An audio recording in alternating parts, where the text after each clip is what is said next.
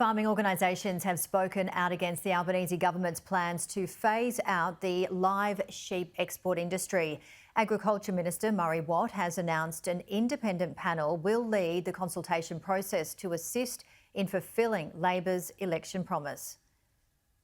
The director of WA Farmers had turned up to the press conference unannounced before he was asked to leave. So I thought I'd come along and have a listen to it, and unfortunately I wasn't allowed into the press conference. WA Farmers is one of 25 organisations across the country condemning the government's decision to phase out live sheep exports. The letter is about saying that this is an industry that's a sound industry based on good animal welfare practices, and that we're taking notice the government's making its mind up based on animal activism.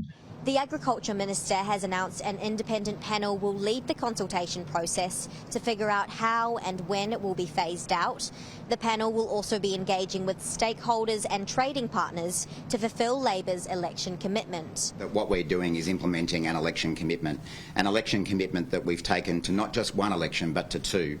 So I think people have known for quite some time that this was our plan if we were elected, and now that we have been elected, we're getting on and implementing it. Farmers warned the policy represents a red line that cannot be crossed and that they will never support legitimate agricultural industries being closed for political reasons. I'm not sure that we necessarily are facing a situation where farmers will lose their business or go out of business. I mean, as a result of this phase out, obviously the export of live sheep would end, but any issues around compensation, structural adjustment and those kind of things are exactly the kind of things that we're going to be asking the panel to give us advice on. The National Farmers Federation says wiping out an entire industry is not the answer.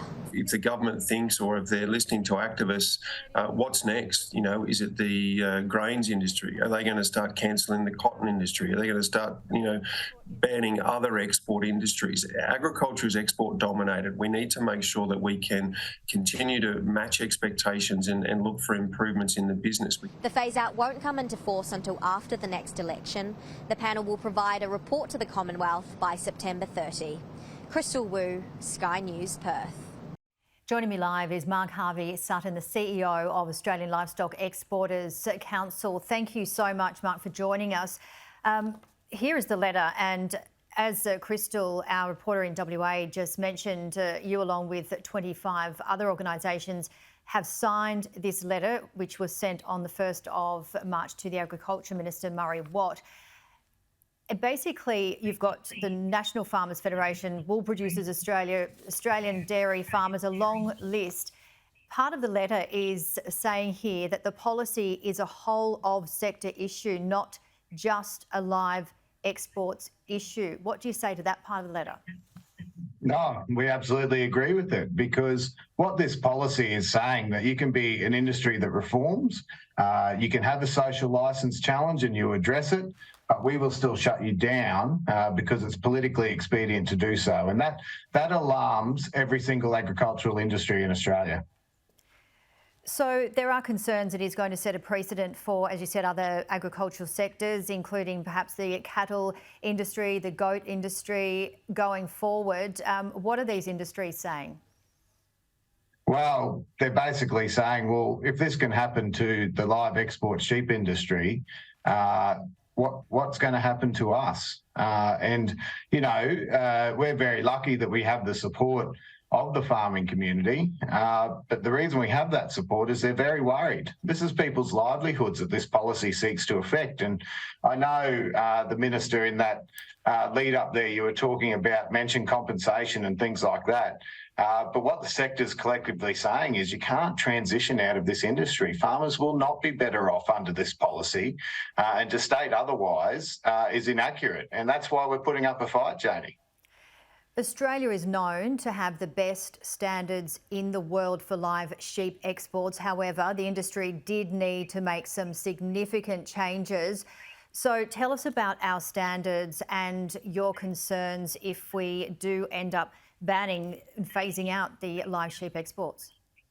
Well, there's two aspects to this. I mean, the issues that we had a number of years ago, we cannot walk away from. But what those issues were heat stress being experienced by animals on a live export vessel en route to the Middle East. And that was during a hot part of the year. So some of the reforms that we've put in place include not shipping during the Northern Hemisphere summer, improved ventilation on vessels, and also improved stocking densities to reduce that risk of heat stress. And we've had zero issues on voyages since 2018. The other aspect to it is, of course, we are the only country in the world that has the export supply chain assurance system in place. So over 100 countries in the world export livestock. We're the only ones that have a guarantee of the animal's welfare to the point of slaughter. So if we depart those markets, they're not going to be buying more boxed meat. What they'll be seeking is livestock from other countries, and those other countries do not have the same standards that we do. So not only is it bad for farmers, it's also bad for animal welfare. And I believe that it's mainly a cultural reason why they do want to purchase live stock as opposed to box stock. That's right. There's a range of reasons. All our markets have livestock, and they range from cultural to logistical. But we should also be very respectful of that.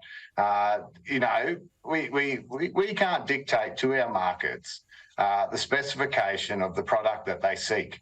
We are an export-based nation. Our agricultural prosperity is based on exports.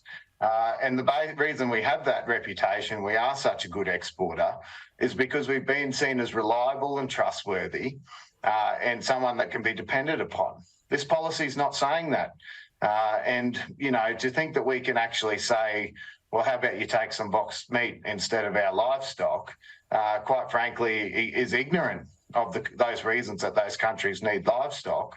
And quite frankly, I think it's a bit arrogant.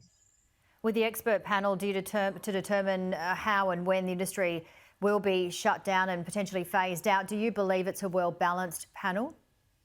Oh, look, I think the Minister has made an effort to make sure it is a balanced panel and that all perspectives across this discussion are represented.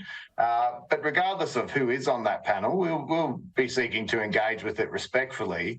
But the discussion we won't be having is how do you phase out of this industry? How do you transition out? Because it's wrong. It can't happen. And the discussion that we will be having with the panel is putting forward the whole range of evidence that we do have across economic importance through to animal welfare outcomes to point out why this policy is wrong.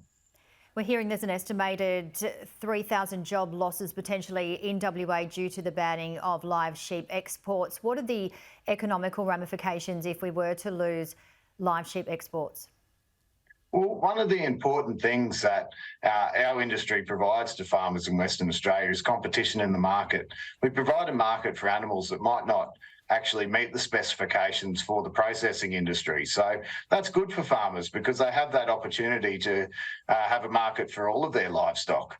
So if that option is cut off, those animals also lose value.